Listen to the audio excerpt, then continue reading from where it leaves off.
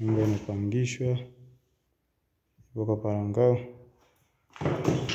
Hii ni sebule. Sebule ni ya gypsum kama unavyoona. Sebule hapa.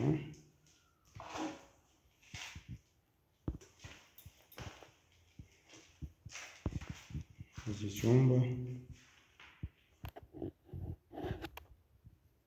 ni sehemu ambayo unaweza kupikia. Hichi chumba tena. Nitakuita sio muda mrefu. Choo cha public hichi.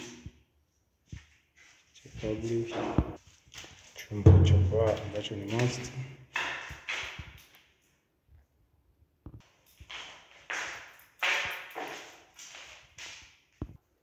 Dirisha mawili.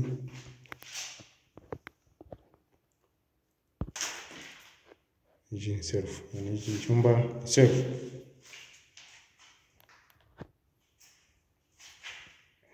Nyumba ni mpya, nyumba iko kwa Parangao huko.